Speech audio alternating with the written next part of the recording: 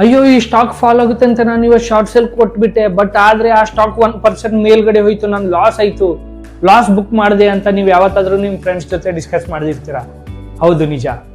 ನೀವು short sale ಕೊಟ್ರೆ 330 ಒಳಗಡೆನೆ ಆ ಶೇರ್ಸ್ ಸ್ಕ್ವೇರ್ ಆಫ್ ಮಾಡಿರ್ಬೇಕು. ಇನ್ ಕೇಸ್ ನೀವು ಸ್ಕ್ವೇರ್ ಆಫ್ ಮಾಡಿಲ್ಲ ಅಂದ್ರೆ ಆ ಬ್ರೋಕರೇ ಸ್ಕ್ವೇರ್ ಆಫ್ ಮಾಡ್ತಾರೆ, ಅದ್ರದ್ದು ಸ್ಕ್ವೇರ್ ಆಫ್ ಮಾಡಿರೋದು ಪೆನಲ್ಟಿ ನೀವು ಕಟ್ಟಬೇಕು. ಇದು ಬೇಕಾ ನಿಮ್ಗೆ? ಶಾರ್ಟ್ ಸೇಲ್ ಮಾಡೋದು ಬೇಡ. ಅದೇ ಶಾರ್ಟ್ ಸೇಲ್ ಮಾಡೋಕ್ಕಿಂತ ಇನ್ನೂ ಒಂದು ದಾರಿ ಇದೆ. ಆ ಯಾವ ದಾರಿ ಅಂತ ನಾನು ಇವತ್ತು ಹೇಳ್ತೀನಿ ಕೇಳಿ. Future trading. ಎಸ್, ನಿಜ. ನೀವು ಶೇರ್ ಪರ್ಚೇಸ್ ಮಾಡಿ ಅದು ಲಾಂಗ್ ಹೋದ್ರೆ ಅಷ್ಟೇ ನೀವು ಪ್ರಾಫಿಟ್ ಮಾಡ್ಕೋತೀರಾ ಅನ್ನೋದು ಇಲ್ಲ. ನೀವು ಸ್ಟಾಕ್ ಮಾರ್ಕೆಟ್ನಲ್ಲಿ ಆ ಶೇರ್ ಫಾಲ್ ಆದ್ರೂ ನೀವು ಪ್ರಾಫಿಟ್ ಮಾಡ್ಬೋದು. ಎಸ್, ಅದು ಯಾವ ತರ ಅಂತ ನಾನು ಇವತ್ತಿನ ವಿಡಿಯೋದಲ್ಲಿ ಹೇಳ್ತೀನಿ ಕೇಳಿ. ಅದಕ್ಕೂ ಮುಂಚೆ ನೀವು ನನ್ನ ಚಾನಲ್ಗೆ ಸಬ್ಸ್ಕ್ರೈಬ್ ಮಾಡಿಲ್ಲ ಅಂದ್ರೆ ಸಬ್ಸ್ಕ್ರೈಬ್ ಮತ್ತೆ ಲೈಕ್ ಕಮೆಂಟ್ ಮಾಡೋದು ಮರಿಬೇಡಿ. ಯಾಕಂದ್ರೆ ಇದೇ ತರ ನಾನು ನಾಲೆಜೇಬಲ್ ವಿಡಿಯೋ ಬಿಡ್ತಿರ್ತೀನಿ, ನಿಮಗೂ ಯೂಸ್ ಆಗುತ್ತೆ ನೀವು ಬಿಗಿನರ್ಸ್ ಇದ್ರೆ. ನಾನು ಹೇಳೋದು ಏನಂದ್ರೆ ಇಷ್ಟೇ, ನಾನ್ ಮಾಡಿರೋ ತಪ್ಪು ನೀವು ಯಾರು ಮಾಡಬಾರ್ದು ಸ್ಟಾಕ್ ಮಾರ್ಕೆಟ್ ನಲ್ಲಿ ಅಂತ. ಬನ್ನಿ ಫ್ರೆಂಡ್ಸ್, ಇವತ್ತು ಶಾರ್ಟ್ ಸೇಲ್ ಮತ್ತೆ ಫ್ಯೂಚರ್ ಸೇಲ್ ಬಗ್ಗೆ ಮಾತಾಡೋಣ. ಡಿಫ್ರೆನ್ಸ್ ಏನಂತ. ಶಾರ್ಟ್ ಸೇಲ್ ಅಂದ್ರೆ ನೀವು ಇವತ್ತು ಒಂದು ಸ್ಟಾಕ್ 930 ಒಂದು ಮಾರ್ಕೆಟ್ ಫಾಲ್ ಆಗುತ್ತೆ ಅಂತ ನೀವು ಶಾರ್ಟ್ ಸೇಲ್ ಕೊಟ್ಟಿರ್ತೀರಾ ಅಂದ್ರೆ ಶಾರ್ಟ್ ಸೇಲ್ ಅಂದ್ರೆ ಇವಾಗ 900 ರೂಪಾಯಿ ಪ್ರೈಸ್ ನಡೀತಿರ್ತದೆ. ಆ 900 ರೂಪಾಯಿ ಇದ್ದ ಪ್ರೈಸ್ ಆ ಸ್ಟಾಕ್ ಮಾರ್ಕೆಟ್ದಾಗ ಅದು ಫಾಲ್ ಆಗಿಬಿಟ್ಟು ಈಗ 890 895 ತನ ಡೌನ್ ಬರ್ತದ ಅಂತ ನೀವು ಪ್ರಿಡಿಕ್ಟ್ ಮಾಡಿ ಸೆಲ್ ಮಾಡಿದ್ರಿ ಅಡ್ವಾನ್ಸೇ ಅಂದ್ರೆ ಅದು ಶಾರ್ಟ್ ಸೇಲ್. ಸೇಲ್ ನಲ್ಲಿ ಏನಿರುತ್ತಂದ್ರೆ ನೀವು 315 ಒಳಗಡೆ ಆ ಶೇರ್ ಸೇಲ್ ಮಾಡ್ಲಿಲ್ಲ ಅಂದ್ರೂ ಆ ಬ್ರೋಕರ್ ನಿಮ್ ಬಿಹಾಫ್ ಆಫ್ ಸೇಲ್ ಮಾಡಿರ್ತಾರೆ. ಬಟ್ ಅದರಲ್ಲಿ ನಿಮ್ಗೆ ಆಗೋದು ಬಿಗ್ ಲಾಸ್. ಯಾಕಂದ್ರೆ ಆಲ್ರೆಡಿ ನೀವು ಶಾರ್ಟ್ ಸೇಲ್ ಕೊಟ್ಟಿರ್ತೀರ ಆ ಪ್ರೈಸ್ ಡೌನ್ ಹೋಗುತ್ತಂತ, ಬಟ್ ಆ ಪ್ರೈಸ್ ಅವತ್ತಿನ ಡೇದಾಗ ಏನೋ ಒಂದ್ ಸಮ್ ರೀಸನ್ಸ್ಲಿಂದ ಅಪ್ ಹೋಗಿರ್ತದ. ಅವಾಗ ನೀವು ಹೋಲ್ಡ್ ಮಾಡ್ಬೇಕಂತೀರಿ, ಅದು ಹೋಲ್ಡ್ ಮಾಡ್ಲಿಕ್ಕಾಗಲ್ಲ. ಬಟ್ ಸ್ಕ್ವೇರ್ ಆಫ್ ಮಾಡಿದ್ರೆ ನಿಮ್ಗೆ ಲಾಸ್ ಆಗ್ತದ. ಯಾಕಂದ್ರೆ ನೀವು ಆಲ್ರೆಡಿ ಲೆವರೇಜ್ ತೊಂದು ಟ್ರೇಡ್ ಮಾಡ್ತಿರ್ತೀರಿ. ಇಂಥವೆಲ್ಲ ಮಿಸ್ಟೇಕ್ ನೀವು ಅವಾಯ್ಡ್ ಮಾಡಬೇಕು. ನೀವು ಹೋಲ್ಡ್ ಮಾಡಿಡ್ಬೇಕು. ನೀವು ನಿಮ್ ಪ್ರಿಡಿಕ್ಷನ್ ಕರೆಕ್ಟ್ ಇತ್ತು, ಇವತ್ತಿಲ್ಲ ನಾಳೆಗೆ ಆ ಶೇರ್ಸ್ ಬೀಳ್ತದ ಅಂದ್ರೆ ನೀವು ಫ್ಯೂಚರ್ ಟ್ರೇಡಿಂಗ್ ಮಾಡ್ಬೇಕು. ಆ ಫ್ಯೂಚರ್ ಟ್ರೇಡಿಂಗ್ ಯಾವ ರೀತಿ ವರ್ಕ್ ಆಗ್ತದ ಅಂತ ಡಿಸ್ಕಸ್ ಮಾಡಕ್ಕೆ ನಾ ಈ ವಿಡಿಯೋ ಮಾಡೀನಿ. ಬರ್ರಿ, ಫ್ಯೂಚರ್ ಟ್ರೇಡಿಂಗ್ ಅಂದ್ರೆ ಹೆಂಗ, ಅದು ಮೇನ್ ಕಾನ್ಸೆಪ್ಟ್ ಏನು, ಅದು ಯಾವ ರೀತಿ ವರ್ಕ್ ಆಗ್ತದ, ಅದಕ್ಕೆ ಅಮೌಂಟ್ ಎಷ್ಟು ಬೇಕು, ಇದೆಲ್ಲ ಈ ವಿಡಿಯೋದಾಗ ಮಾತಾಡೋಣ. ಫ್ಯೂಚರ್ ಮಾರ್ಕೆಟ್ ನ ನಿಮಗೆ ಸಿಂಪಲ್ ಆಗಿ ಎಕ್ಸ್ಪ್ಲೇನ್ ಮಾಡ್ಬೇಕಂದ್ರೆ ಇದ್ರಾಗ ಏನ್ ಕಾನ್ಸೆಪ್ಟ್ ಅಂದ್ರೆ ಕಾಂಟ್ರಾಕ್ಟ್ ಬೇಸ್ ಮ್ಯಾಗ ಇರ್ತದ. ಯಾವ ರೀತಿ ಇದು ಕಾಂಟ್ರಾಕ್ಟ್ ರನ್ ಆಗ್ತದ ಅಂದ್ರೆ 3 months ಕಾಂಟ್ರಾಕ್ಟ್ ಇರ್ತದೆ. ಜನವರಿ, ಫೆಬ್ರವರಿ, ಮಾರ್ಚ್ example. Every month last Thursday expiry ಇರ್ತದೆ ಇದು. ಆ ಎಕ್ಸ್ಪೈರಿ ದಿವಸ ನೀವು ಸೆಲ್ ಮಾಡ್ರಿ ಬಿಡ್ರಿ, ನೀವು ಯಾವ ಕಾಂಟ್ರಾಕ್ಟ್ ತೊಂದಿರ್ತೀರ ಅದು ಇಲ್ಲಿನೂ ಆಟೋಮೆಟಿಕ್ ಸೇಲ್ ಆಗ್ಬಿಡ್ತದ. ಬಟ್ ನೀವು ಯಾವ ರೀತಿ ಕಾಂಟ್ರಾಕ್ಟ್ ತೊಗೊಳತ್ತೀರಿ ಅನ್ನೋದು ಅದು ನಿಮಗೆ ಐಡಿಯಾ ಇರ್ಬೇಕು. ನೀವು ಪ್ರಿಡಿಕ್ಟ್ ಮಾಡತ್ತೀರಿ 3 monthsದಾಗ ಮಾರ್ಕೆಟ್ ಬೀಳ್ತದಂತ, ಇಲ್ಲ 3 monthsದಾಗ ಮಾರ್ಕೆಟ್ ಅಪ್ ಹೋಗ್ತದಂತ ಪ್ರಿಡಿಕ್ಟ್ ಮಾಡಿ ಪರ್ಚೇಸ್ ಮಾಡತ್ತೀರಿ ಅಂದ್ರೆ ನೀವು ಪೈಲೇನೆ ಪರ್ಚೇಸ್ ಮಾಡಾಗೆ ಮಾರ್ಚ್ ತಗೋಬೇಕು. ಇಲ್ಲ ನಾ 1 month ಸಲುವಾಗಿ ತೊಗೊಳತ್ತೀನಿ, ಇದು ನಂಗೆ ಜನವರಿನೇ ಸೆಟ್ ಅದ, ಜನವರಿದಾಗೆ ನಾ ಸೆಲ್ ಮಾಡೋ ಇದ್ದೀನಿ, ಇಲ್ಲ ಇವತ್ತು ಪರ್ಚೇಸ್ ಮಾಡಿ ನಾನು ನಾಳೆಗೆ ಸೆಲ್ ಮಾಡೋ ಇದ್ದೀನಿ, ಹಂಗೆ ನಿಮ್ಮ ತಲೆಗಿತ್ತು ಅಂದ್ರೆ ನೀವು 1 month ಕಾಂಟ್ರಾಕ್ಟ್ ತಗೋಬೇಕು. ಎಕ್ಸಾಂಪಲ್ ಜನವರಿದು. ಆ ಜನವರಿ ಮಂತ್ದಾಗ ಕಾಂಟ್ರಾಕ್ಟ್ ಯಾವ ರೀತಿ ವರ್ಕ್ ಆಗ್ತದೆ ಅಂದ್ರೆ ಸ್ಪಾಟ್ ಪ್ರೈಸ್. ಎಕ್ಸಾಂಪಲ್ ಇವಾಗ 1000 ರೂಪೀಸ್ ರಿಲಯನ್ಸ್ ಶೇರ್ ನಡೆದ.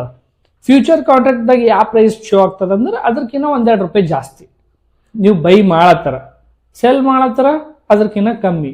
ಈ ರೀತಿ ವರ್ಕ್ ಆಗ್ತದ. ಬಟ್ ಸ್ಪಾಟ್ ಪ್ರೈಸ್ ಏನಿರ್ತದ ಅದೇ ಫ್ಯೂಚರ್ದಾಗೂ ಶೋ ಆಗ್ತದ, ಆಲ್ಮೋಸ್ಟ್ 99% ಸೇಮ್.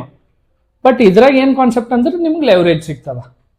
ಪ್ಲಸ್ ಇನ್ನೊಂದು ಬೆನಿಫಿಟ್ ಏನಂದ್ರೆ ಆ ಶೇರ್ ನೀವು ಫಾಲ್ ಆಗ್ತದಂತ ಬಿ ನೀವು ಸೆಲ್ ಮಾಡಿ ಹೋಲ್ಡ್ ಮಾಡಿ ಇಡ್ಬೋದು. ಅದು 1 month ಸಲುವಾಗಲ್ಲ, ನೀವು ಕಾಂಟ್ರಾಕ್ಟ್ ಎಷ್ಟು ದಿವಸದಿಂದ ತೊಂದಿರ್ತೀರಿ ಅಷ್ಟು ಮಂತಿನ ಸಲುವಾಗಿ. ಎಸ್, ಇದು ಕರೆಕ್ಟ್ ಬೆಸ್ಟ್ ಅದ. ಇಫ್ ನಿಮ್ ತಲೆಗೆ ಶಾರ್ಟ್ ಸೇಲ್ ಮಾಡೋದಿತ್ತು ಅಂದ್ರೆ ಶಾರ್ಟ್ ಸೇಲ್ಕಿನ್ನ ಫ್ಯೂಚರ್ ಮಾಡಬೇಕು.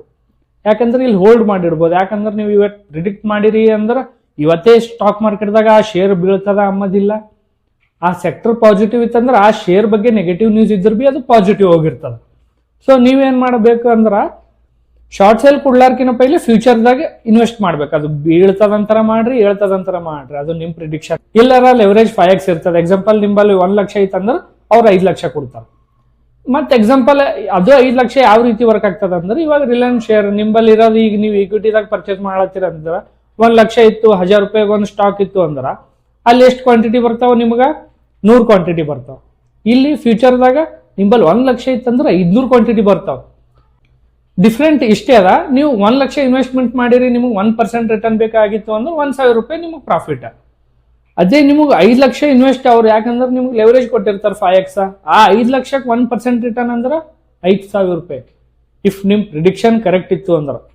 ಇಲ್ಲ ಅಂದ್ರೆ ಇದ್ರಾಗ ಮೋಸ್ಟ್ ರಿಸ್ಕ್ ಏನದ ಅಂದ್ರೆ ಅವ್ರ ಲೆವರೇಜ್ ಕ್ಯಾಲ್ಕುಲೇಟ್ ಮಾಡ್ಕೊಂಡಿ ನಿಮ್ದು ಇನ್ವೆಸ್ಟ್ಮೆಂಟ್ ಮಾಡೋದು ಅಮೌಂಟ್ ಆ ಮಾರ್ಕೆಟ್ ಶೇರ್ ಅದು 2-3 ಡೇಸ್ದಾಗ ಒಂದು 10% ಬಿ ವೈಪೌಟ್ ಆಯ್ತು ಅಂದ್ರೆ ನಿಮ್ದು ಅರ್ಧ ಕ್ಯಾಪಿಟಲೇ ಖತಮ್, ಅಂದ್ರೆ ನಿಮ್ಮ ಅರ್ಧ ಕ್ಯಾಪಿಟಲೇ ಖಾಲಿ ಆದಂಗ. ಸೊ ಇದು ಬಿ ಭಾಳ ಇಂಪಾರ್ಟೆಂಟ್ ಅದ. ನೀವು ಇವೆಲ್ಲ ರೀತಿ ವಿಚಾರ ಮಾಡಿ ಫ್ಯೂಚರ್ ಮ್ಯಾಗ ಬಿ ಇನ್ವೆಸ್ಟ್ಮೆಂಟ್ ಮಾಡಿ ಅದ್ರಕಿನ್ನ ಪೈಲಿ ನೀವು ಲೆವರೇಜ್ ತೊಂದು ಟ್ರೇಡಿಂಗ್ ಮಾಡ್ಲತ್ತೀರಂದ್ರೆ ಇದು ತಿಳ್ಕೊರಿ, ಇದ್ರಾಗ ಪ್ರಾಫಿಟ್ ಎಷ್ಟು ಅದ ಅಟ್ಟೆ ಲಾಸ್ ಬಿ ಅದ. ನೀವು ಲೆವರೇಜ್ ತೊಂದಿರಿ, ನಿಂಬಲ್ಲಿ ಅಮೌಂಟ್ ಇಲ್ಲ, ನೀವು ಲೆವರೇಜ್ ಅಲ್ಲಿ ಟ್ರೇಡ್ ಮಾಡತ್ತೀರಿ ಅಂದ್ರೆ ಒಂದು 2-3 ಡೇಸ್ ಸಲುವಾಗಿ ಓಕೆ, ನಿಮ್ ಪ್ರಿಡಿಕ್ಷನ್ ಕರೆಕ್ಟ್ ಇತ್ತು ಅಂದ್ರೆ 1 ವೀಕ್ ಸಲುವಾಗಿ ಹೋಲ್ಡ್ ಇದ್ರು ಬಿ ಓಕೆ. ಬಟ್ ನೀವು ಅದೇ ಕಂಟಿನ್ಯೂ ಮಾಡ್ತೀರಿ ಅಂದ್ರೆ ಓವರ್ ನೈಟ್ ಏನಾಗ್ತದೆ ಯಾರು ಪ್ರಿಡಿಕ್ಟ್ ಮಾಡಕ್ ಆಗಲ್ಲದು. ಶೇರ್ ಪ್ರೈಸ್ 10% ಬೀಳ್ಬೋದು, 20% ಬೀಳ್ಬೋದು. ಸೊ ನಾವು ಅದ್ರ ಬಗ್ಗೆ ಡೈಲಿ ಅಪ್ಡೇಟೆಡ್ ಇರಬೇಕು. ನ್ಯೂಸ್ ಬಗ್ಗೆ ಆಗಿರ್ಲಿ, ಕ್ಯಾಂಡಲ್ ಸ್ಟಿಕ್ ಬಗ್ಗೆ ಆಗಿರ್ಲಿ, ನಾವು ಡೈಲಿ ಅದನ್ನ ಪ್ರಿಡಿಕ್ಟ್ ಮಾಡ್ತಿರ್ಬೇಕು. ಸೊ ಇದಕ್ಕಿಂತ ಮುಂಚೆ ಇನ್ನೂ ಒಂದು ಮೇಜರ್ ಏನಿದೆ ಅಂದ್ರೆ ರಿಸ್ಕ್ ಮ್ಯಾನೇಜ್ಮೆಂಟ್ ತುಂಬಾ ಇಂಪಾರ್ಟೆಂಟ್. ಈಗ ನಾನು ಪರ್ಚೇಸ್ ಮಾಡ್ಬಿಟ್ಟು ಅದು ಅಷ್ಟೇ ಇಡ್ತೀನಿ ಅಂದ್ರೆ ಇದು ಆಪ್ಷನ್ ಟ್ರೇಡ್ ನಲ್ಲಿ ಆಗ್ಲಿ, ಇದು ಫ್ಯೂಚರ್ ಟ್ರೇಡ್ ನಲ್ಲಿ ಆಗ್ಲಿ ಇದು ಯೂಸ್ ಆಗಲ್ಲ. ಈ ಫ್ಯೂಚರ್ ಟ್ರೇಡ್ ನಲ್ಲಿ ನೀವು ರಿಸ್ಕ್ ಮ್ಯಾನೇಜ್ಮೆಂಟ್ ಅನ್ನೋದು ತುಂಬಾ ಇಂಪಾರ್ಟೆಂಟ್. ನೀವು ಅದು ಪರ್ಚೇಸ್ ಮಾಡ್ಬಿಟ್ಟು ಅಷ್ಟೇ ಬಿಟ್ರೆ ಆಗಲ್ಲ, ಸ್ಟಾಪ್ ಲಾಸ್ ಮೇಂಟೈನ್ ಮಾಡಬೇಕು. ಯಾಕಂದ್ರೆ 20% ಇನ್ ಕೇಸ್ ಆ ಸ್ಟಾಕ್ ಡೌನ್ ಹೋಯ್ತು ಅಂದ್ರೆ ನಿಮ್ ಕ್ಯಾಪಿಟಲ್ 0 ಆಗೋ ಚಾನ್ಸಸ್ ಇರುತ್ತೆ. ಸೊ ಬಹಳ ಕೇರ್ಫುಲ್ಲಿ ಮಾಡಬೇಕು. ಇದೆಲ್ಲ ಯಾವ ರೀತಿ ಆಗುತ್ತೆ, ಫ್ಯೂಚರ್ಸ್ ನಲ್ಲಿ ಯಾವ ರೀತಿ ಇನ್ವೆಸ್ಟ್ಮೆಂಟ್ ಮಾಡಬೇಕು, ಅದು ಕಮೋಡಿಟೀಸ್ ನಲ್ಲಿ ಯಾವ ತರ, ಇಂಡೆಕ್ಸ್ ನಲ್ಲಿ ಯಾವ ತರ, ಸ್ಟಾಕ್ಸ್ ನಲ್ಲಿ ಯಾವ ತರ ಅಂತ ನಾನು ನೆಕ್ಸ್ಟ್ ವಿಡಿಯೋದಲ್ಲಿ ಹೇಳ್ತೀನಿ. Thank you so much friends.